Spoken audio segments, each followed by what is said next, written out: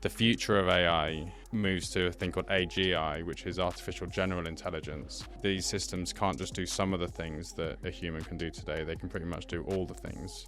Computers can go way beyond what you could imagine a human to be able to do.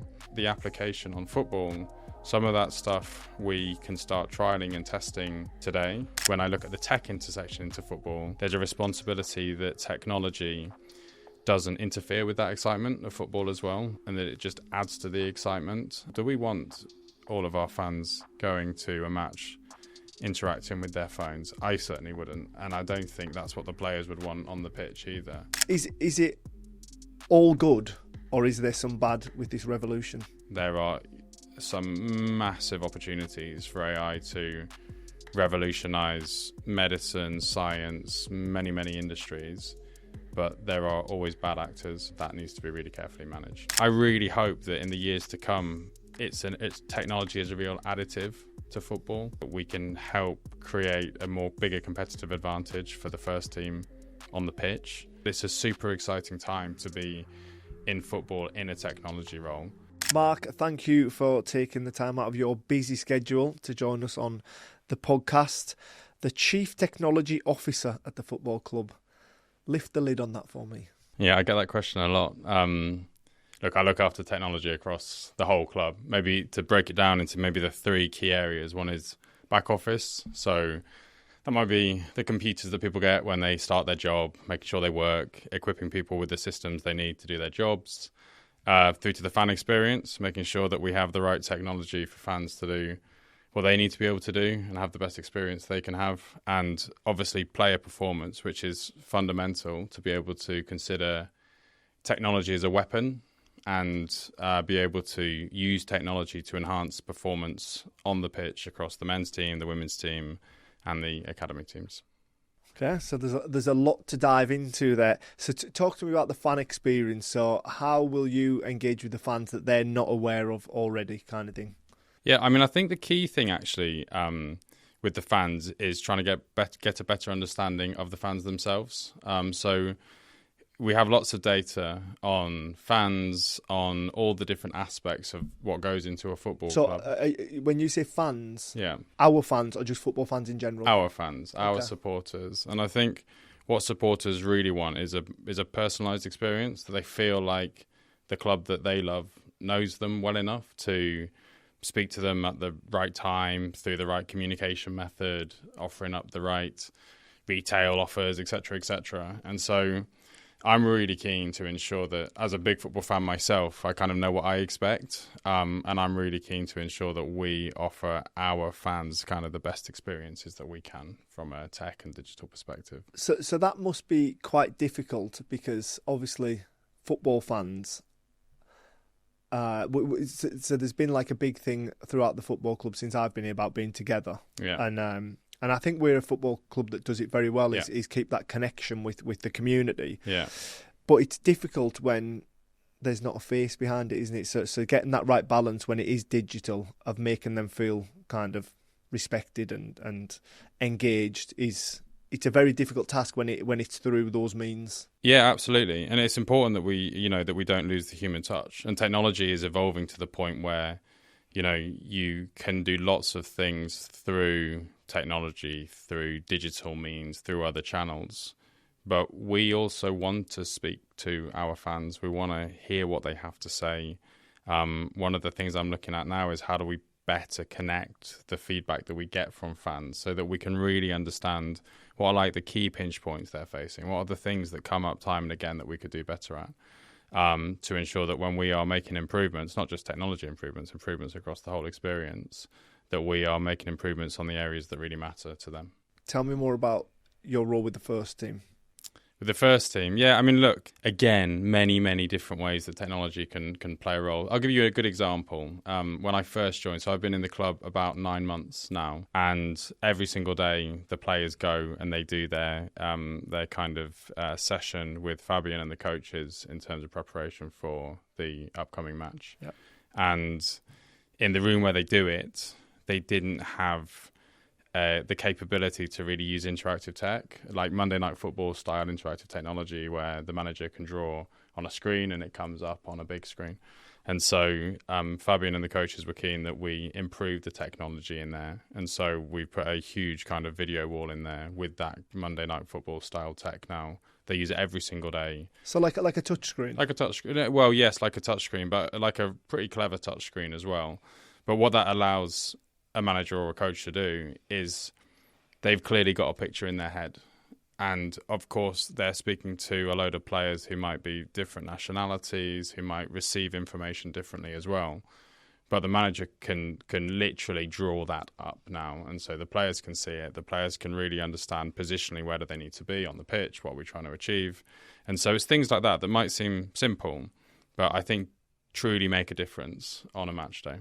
Which part of your job do you get the most out of? Because you've mentioned 3 different factors there. I imagine the first factor you mentioned isn't what inspires you the most. The kind of the day in, day out of the technology and what people use in and around the football club. Well, yeah, I love football and I'm a big football fan. So actually I leave work most days and almost under my breath I say I love my job. I'm very lucky, I think, to be able to say that. And of course there's some days where that might be because you've had a brilliant discussion with Fabian about AI, or you've had a great discussion with some of the analysts or the academy or the women's team. But other days that might be because I've spoken to the ground staff around how do they optimize the nutrients for the turf, for example. Or that might be speaking to finance teams where they've, there's so much room for improvement in some of the systems that we use, for example.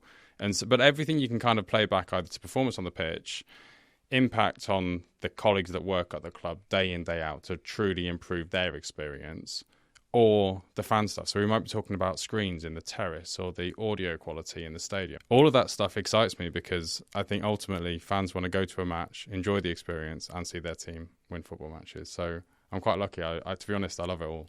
So you are literally the go-to man in the football club for nuanced decisions in and around each individual's job or experience, and you are the man that can make it better. I think technology through technology pretty much cuts across every part of the club, which is very exciting. Again, it allows me to be quite nosy in every part of the club I go into. So I get probably a level of access that is fortunate for me to truly understand kind of the end-to-end club. And that's the interesting thing about the club is I worked in football years ago, but coming back in, a club is more than just the footballers that you see on the pitch at a weekend. It's a school in terms of teaching the academy students. It's a restaurant in terms of making sure that we provide players with the best food, the best nutrition. It's a hospital where we're like treating players. Hopefully not too many. Not too many. It's a gym where we're making sure that they have the best performance. It's a business with all the business functions that you have.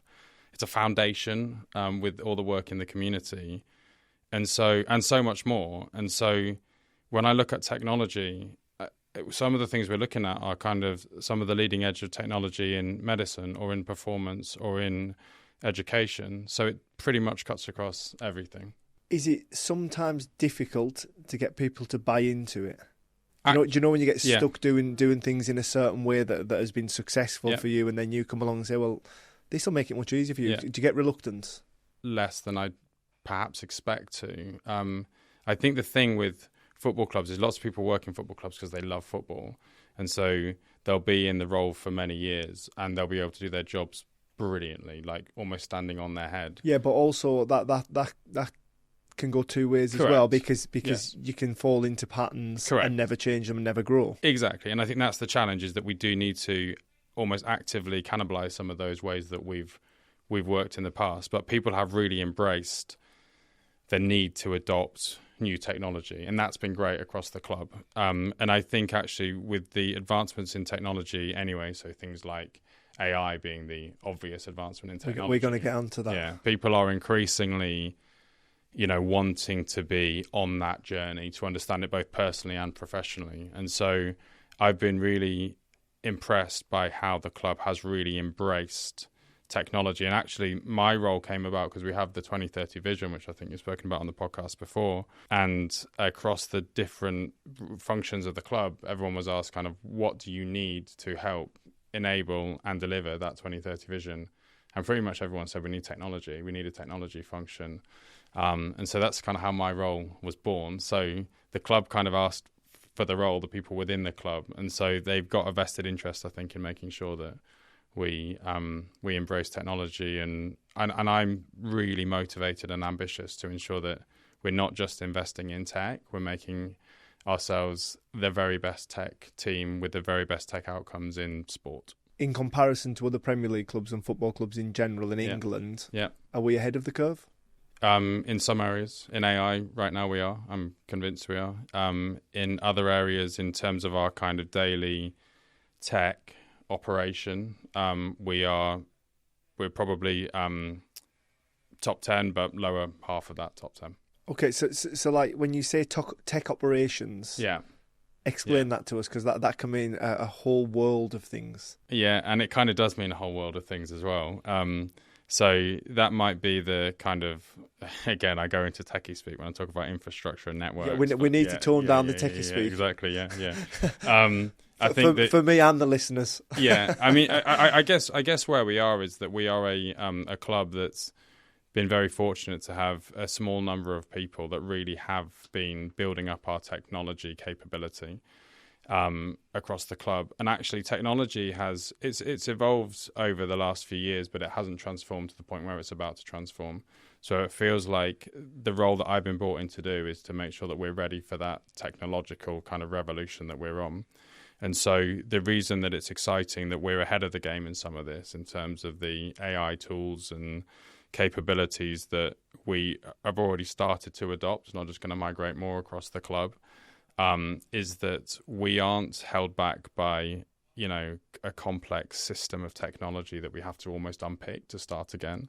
We can kind of start from the ground up and deliver genuinely leading edge technology to all the different aspects of the club. So basically, if I boil that down, am I right in saying that for every single person in the football club who has a varying degree of jobs and kind of differences, you're trying to make those daily processes easier? Much easier, it should save people time. And it's interesting because we talked about the need to kind of speak to fans.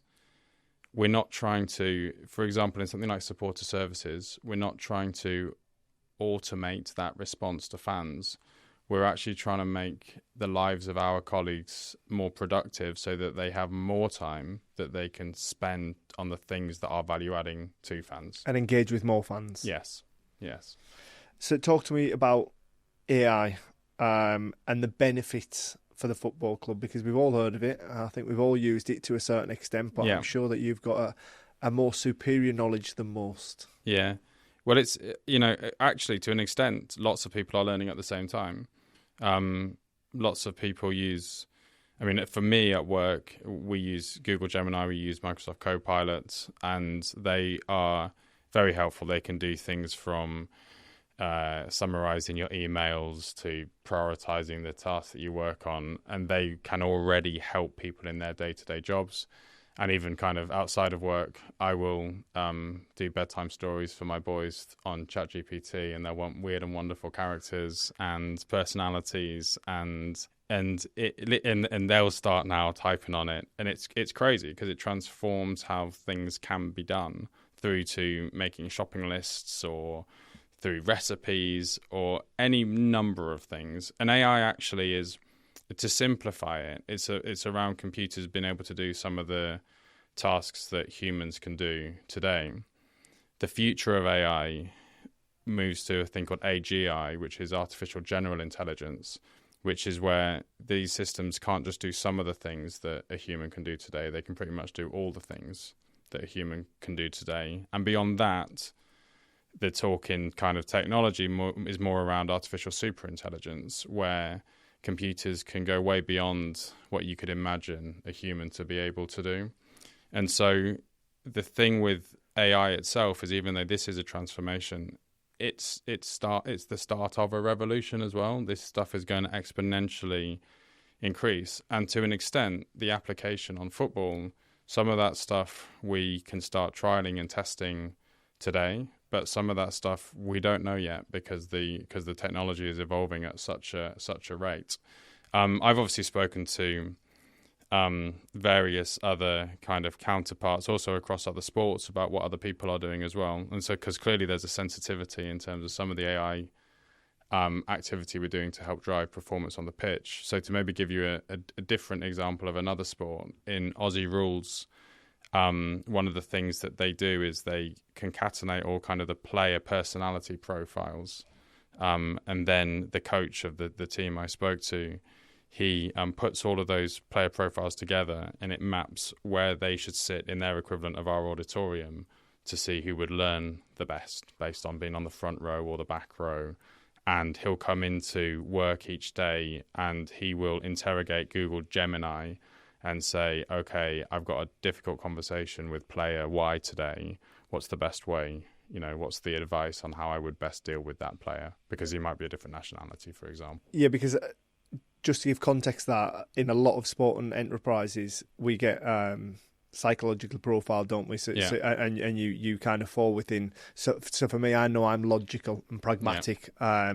So that would then give you the tools to be able to speak to me in kind of a certain way, and then some people need more empathy and exactly. And I think what's really important. So basically you're breaking down the person and knowing their trigger points. Correct, but it's a really important topic actually, because it's a really good example where technology can't have that conversation for you, and if you're relying on technology too much to have that conversation, you're not being your authentic self in how you have the conversation. And so I kind of define that as the human in the loop. So if we equate that back to our club, if Albion was having a conversation with a player, he would be the human in the loop who could use some of that information as best as he saw it, but he'd be the one that would be having the proper conversation to make sure that player leaves that room feeling how he wants that player to leave that room. That is incredible. Is it all good, or is there some bad with this revolution? I think there's always good and bad. I think with social media, we've seen that. Like, social media is great for keeping in touch with people, for, seeing what other people are doing. And it's bad because it becomes a bit of an echo chamber. And obviously there's many positives and there's many negatives. And I think with AI, for sure, there are some massive opportunities for AI to revolutionize medicine, science, many industries, but there are always bad actors, and so from a societal level that needs to be really carefully managed. And it can be wrong, can't it? Yes, absolutely. So because I there's this belief around here that AI is the truth, and it does need vetted, doesn't it? 100%, and that's why the human in the loop is so important, because if there's a hallucination, if I was to have done this podcast today and just gone on AI and said, okay, here are the questions, here are what my answers are, and I was reading them off, it would be, well, number one, a terrible kind of podcast, and number two... It hasn't been that bad so far, has it? Number two, it would, some of that would be wrong. It would not know what my first football memory was or whatever it might be. And so we need to always be mindful of the fact that it's not always right. That said, it is always improving. So basically, as a football club, we are really, really well known worldwide, regarded as ahead of our time when it comes to data, as in recruitment. Yeah. But you almost look after everything else other than the recruitment, or do you get involved in the recruitment as well? No, look, I think recruitment is obviously an area of deep competitive advantage and sensitivity for the club. So no, and actually for me, I think the things where I can make a real difference, like to make a real step change improvement, I'm looking at other areas almost ancillary to that. So things like performance, medical, the other kind from a football perspective, how do we bring lots of that information together? But actually, as I said, like football is so much more than just the team that plays on the Saturday. For me, it's how do we make sure that our whole workforce feels the benefit of these new tools.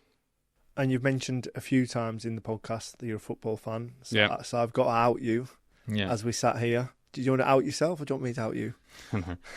You know, I'm a Nottingham Forest fan, so yeah, I've managed to see you in the red and white occasionally. Well, very briefly that was. How did that come back? Did you grow up there? Yeah, grew up there. My grandfather was the doctor for Forest when they won the European Cup.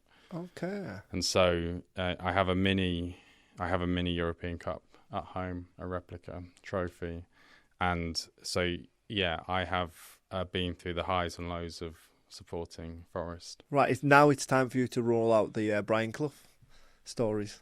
Yeah. He kissed me on the head once. That's pretty much. That's as good as it gets, is it not? Exactly, yeah. But I suppose when you get a look at your role, you are the perfect person to be in it, because not only are you educated in that field, but also, like you've said on a couple of occasions during the podcast, you love football. Yeah. And you are, so you're in charge of fan engagement, but you are a fan, so you know how you want to be engaged too as well from a personal point of view. Yeah, absolutely. I think if you live and breathe something and you genuinely find a passion in that area, then you have an innate sense of what's right and what's wrong from a fan's perspective, but also a decent sense of kind of what needs to get done for performance off the pitch as well, and on the pitch in terms of the teams. Is it difficult working at another football club and trying to make it, or I'm not sure if we're ahead or not, better than your own football club? It's a bit easier to almost disassociate yourself and be a professional and have, you know, wildly big ambitions in terms of what we can achieve as a club, and be all in on making sure that I do everything I can and my team does everything that they can to deliver the very, very best tech. And as I said earlier, for me, that's not just across football, that's across sport. I want us to be seen as not just the leader in data, I want us to be seen as a leader in tech. So you were in football a long time ago. Yeah. You were with the FA. You had a brief stint at British Airways. Yeah. Well, quite a long stint, but and you're back in football now. Has it given you a kind of a spring in your step, being back in the game that you love? Yeah, definitely. Actually, when I was at British Airways, it was interesting. I'd ask some of my team what did they do at the weekend, and they'd have gone to like the RAF museum. And for me, and the idea of that is as bad as for them. It's so stereotypical. The idea of them going to a football match, many of them. So, and actually, it probably gave me the pang a little bit of coming back into football, like, because you could see the passion, and it's a brilliant passion that people in British Airways have for aeroplanes and the types of models of plane and all the rest of it. And it was quite inspiring to see. And actually, if you don't share that same passion almost for the industry, you feel that a little bit. You can almost feel a little bit left behind.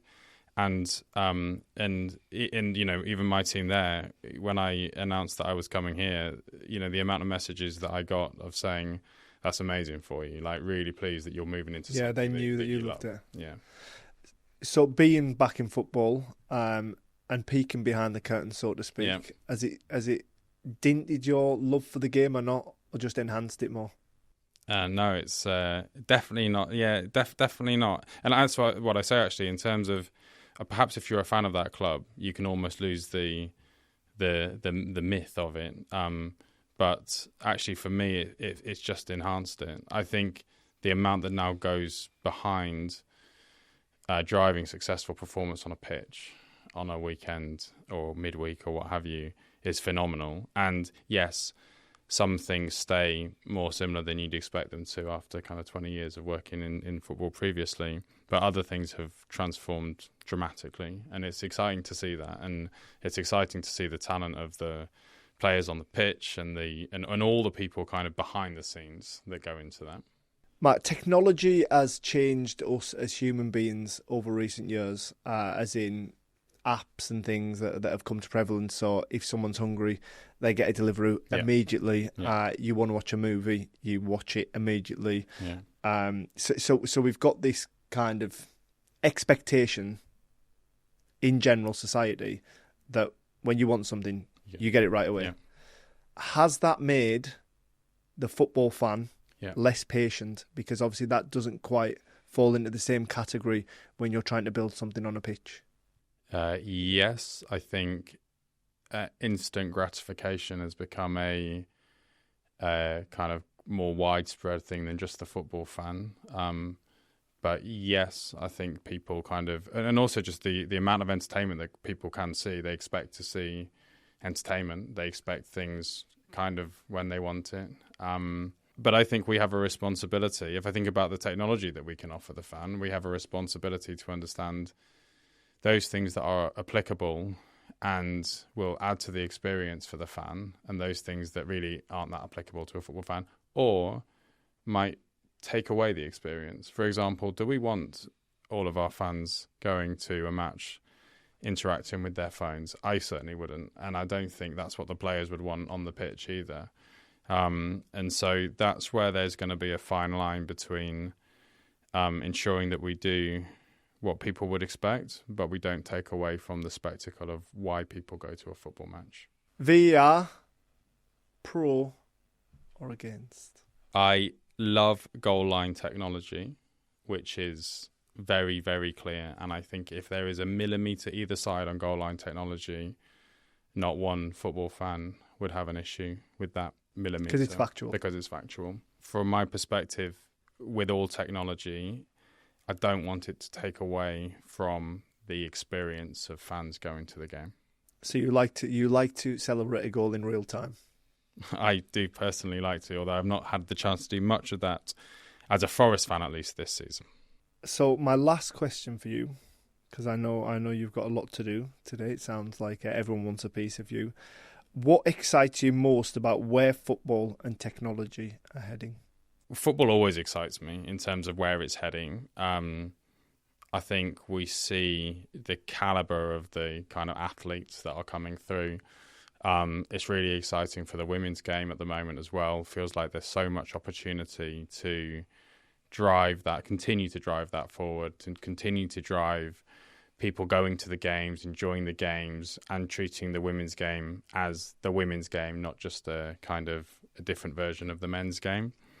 And so I think that's a huge opportunity, but football will continue to grow, the audiences will grow, and it will continue to be hugely exciting. And I think actually when I look at the tech intersection into football, there's a responsibility that technology doesn't interfere with that excitement of football as well, and that it just adds to the excitement. And so that might be from fans that can do more during the game interactively. That might be through the technology that we can help create a more bigger competitive advantage for the first team on the pitch. And I really hope that in the years to come, it's technology is a real additive to football. I'm sure it will be, but it's a super exciting time to be in football in a technology role, because as I said earlier, the move from AI to AGI to artificial superintelligence in time, if I look 10 years from now, technology would have transformed totally, and the application of that continually into football will be really exciting along the way. Well, thank you very much. That was a very interesting chat. I thoroughly enjoyed it. Thank you very much.